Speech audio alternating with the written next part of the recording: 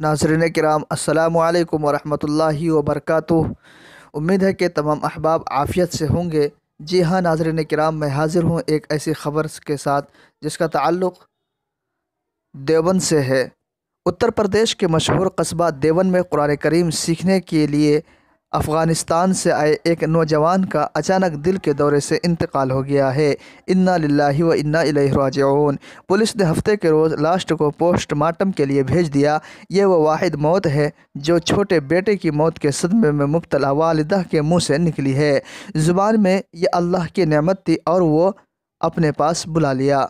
पश्तो ज़ुबान में उनकी माँ भी आई थी और जैसे ही अपने बेटे की मौत की खबर सुना और वो वहाँ पर पहुँची तो उसके मुंह से एकदम ये निकला कि मौत जो है बरहक है।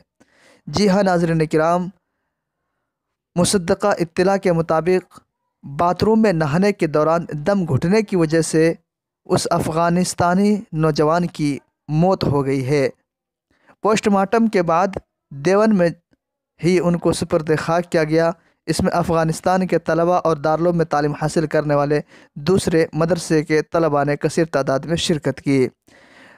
बताया जा रहा है कि इस्मतुल्लाह नियाज़ी, जिसकी उम्र तकरीबन 20 साल, वल्द अली सैयद एक रिहायशी अफ़गानिस्तान का है, जो 7 जनवरी को वालिदा सईद के साथ नक़िया सईद के साथ कुरान पाक सीखने देवबंद आया था।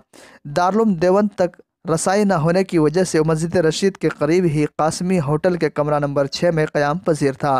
जुमे की रात इस्मतुल्लाह बाथरूम में नहाने गया, लेकिन ज़्यादा देर से जब वो वापस नहीं लौटा, उसके बाद मैनेजर ने दूसरों की मदद से दरवाज़ा तोड़ा तो देखा कि इस्मतुल्लाह फ़र्श पर पड़ा है।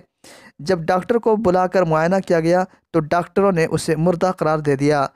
दरअसल इंस्पेक्टर यज्ञनाथ शर्मा भी इत्तला मिलने पर वहां पहुंच गए पुलिस टीम के साथ और तफ्तीश के बाद लाश को अपने कब्जे में लेकर पोस्टमार्टम के लिए भेज दिया।